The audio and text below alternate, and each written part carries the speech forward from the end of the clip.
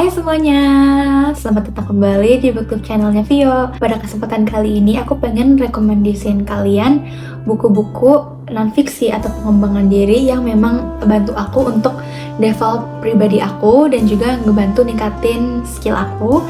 Ada 4 buku yang akan aku bahas, langsung aja kita mulai ya. Buku yang pertama yaitu Filosofi Teras karyanya Henry Manampiring. Buat aku buku ini life changing banget gitu loh. Pertama kali aku baca ini karena disuruh sama sekolah, kayak tugas gitu deh, kita harus bikin resensinya. Jadi aku bacanya agak malas-malasan sebenarnya, nggak gitu niat. Tapi setelah aku baca, aku suka gitu loh. Awal-awal memang agak bosan, tapi makin kesini, makin dibaca, makin oke tiap halamannya. Di bukunya itu kita terus diingetin sama namanya dikotomi kendali dan hidup selaras dengan alam. Aku merasa dikotomi kendali itu penting banget, bahwa kebahagiaan itu datangnya dari hal-hal yang bisa kita kendalikan, bukan dari hal-hal di luar kendali kita. Misalnya aja nih, kita lagi naik mobil, di Jakarta khususnya kan suka macet tuh. Nah, kalau misalkan macet itu tuh bukan dalam kendali kita, jadi kita mending save energi kita jangan kesel sama kendaraan yang banyak, tapi kita harus cari kebahagiaan yang memang datangnya kita bisa kendaliin gitu loh. Intinya sih dari buku Filosofi Teras ini tuh gimana kita bisa mengendalikan diri dan pikiran kita dalam menghadapi sesuatu atau situasi atau masalah dan opini orang lain. Untuk buku Filosofi Teras aku kasih 5 bintang. Lalu buku yang kedua yaitu The Alpha Girls Guide by Henry Manampiring. Karena aku suka banget kan sama tulisan Henry Manampiring di buku Filosofi Teras, akhirnya aku cari lagi lah buku beliau yang lainnya tuh apa. Makanya aku beli di buku Alpha Girls Guide ini. Buku Alpha Girls Guide ini tuh untuk membentuk seorang alpha girls itu gimana. Yang digambarkan tuh akan jadi pemimpin, jadi wanita karir, yang harus balance dalam kehidupan kerja dan juga kehidupan personalnya. Tapi walaupun aku pada saat itu baca, aku kayaknya ngerasa aku bukan alpha girls gitu loh. Aku tetap menikmati setiap pembahasan dari bab-bab yang ada dalam buku ini. Pembagian babnya itu cukup menarik. Ada alpha girls dalam pekerjaan, alpha girls love, alpha girls dalam percintaan, dan juga lain-lainnya. Pembawaannya sendiri aku suka sekali sama Henry Manampiring gitu loh. Dia kesannya tuh nggak menggurui gitu, benar-benar relate aja sama para perempuan itu. Ditambah ada kutipan Sister Says yang bagus banget.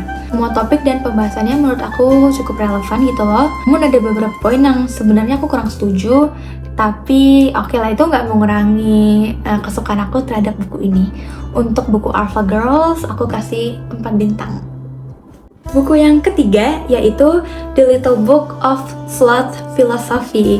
Jadi sloth itu adalah kungkang. Kalian tau gak sih hewan kungkang? Jujurnya sebelum baca tuh aku juga gak tahu ya hewan kungkang itu apa. Tapi ternyata hewan kungkang tuh hewan yang lama banget dan dia dikenal suka menghabiskan waktunya untuk tidur. Kalian ngerasa gak sih di tengah dunia yang serba cepat ini tuh kadang-kadang kurang tidur itu dianggap keren, karena artinya kamu tuh produktif. Jadi sibuk itu dipandang sebagai sesuatu yang hebat. Society itu selalu menerapkan standar kalau makanan yang sehat seperti itu, kalau olahraga yang baik seperti itu.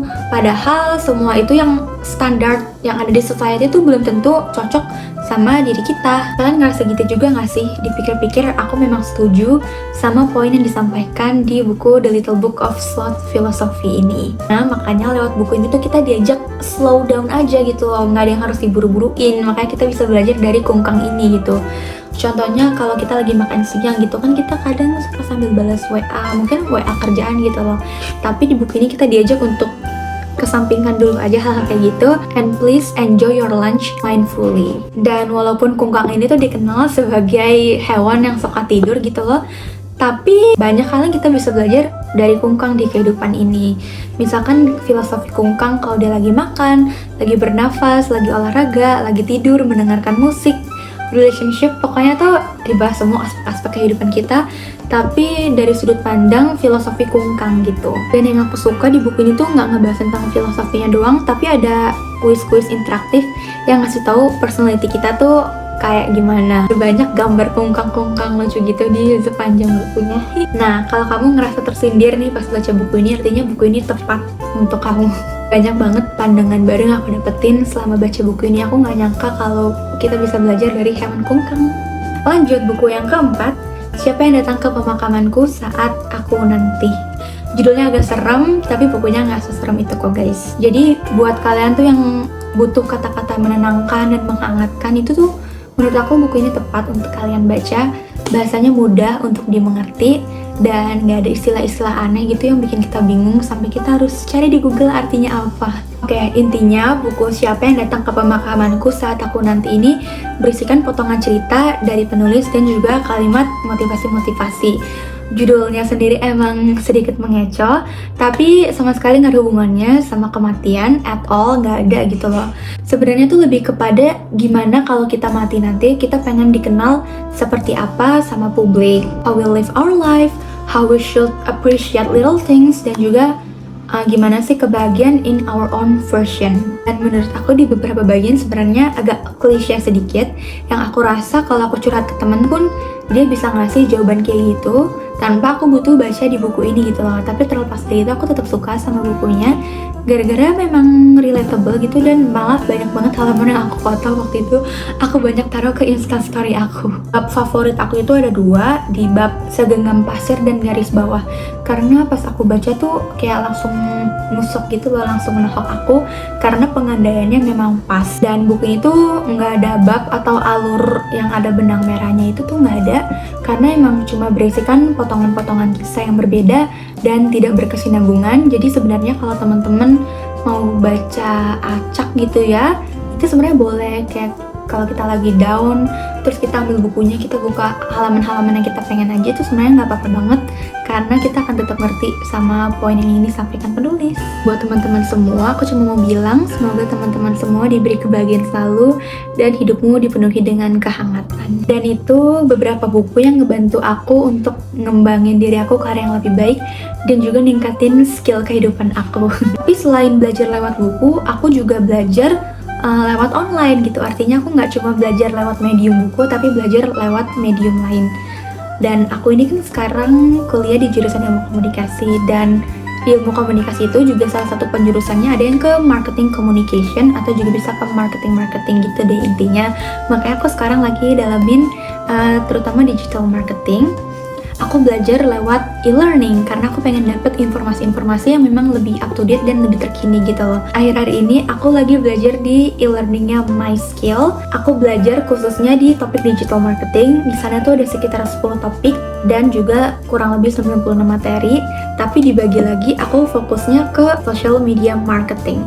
Dan sejujurnya kenapa aku belajar untuk ningkatin skill aku nih lewat e-learning gitu, terutama di MySkill, karena di sana tuh ada banyak banget materi-materi yang tersedia. Juga modul praktik ini tuh bersertifikat. Poin tambahannya menurut aku tuh dia interaktif. Jadi kita nggak sekedar cuma nonton videonya terus udah kita kayak lupa. Sama sekali nggak gitu. Tapi kita bisa bangun portofolio di sana. Sekaligus juga gabung komunitas bersama orang-orang yang memang satu interest oleh skill-skill yang kita lagi pelajarin. Dan aku tadi sempat singgung, aku pengen ningkatin skill aku di digital marketing ini kan memang yang up to date gitu loh. Makanya aku belajar lewat e-learning ini karena aku bisa belajar langsung dari expert-expert yang rasa-rasanya kita udah pasti kenal ya. Seperti Gojek, Shopee, Astra, dan juga berbagai perusahaan-perusahaan company lainnya yang udah top di Indonesia. Untuk harganya sendiri menurut aku nggak beda jauh sama baca buku, jadi memang harga range-nya masih sesuai budget aku. Kalau aku baca buku, aku langganan e-learning pun di MySkill juga sama. Dia sistemnya kayak langganan Netflix gitu loh. Jadi kamu sekali bayar bisa nonton atau akses berbagai macam materi yang tersedia. Nggak kayak beli satu materi misalkan khusus digital marketing, kamu bayar itu doang, enggak. Tapi kita bisa explore materi-materi lainnya untuk ningkatin skill yang memang kita lagi interest. Nah itu tadi rekomendasi-rekomendasi buku yang bantu aku ningkatin skill, sekalian tambahan e-learning yang aku pakai untuk ningkatin skill. Kalau teman-teman juga tertarik langganan, aku taruh linknya di bawah ya. Thank you teman-teman udah nonton sampai habis. Sampai jumpa di video-video selanjutnya. Dadah!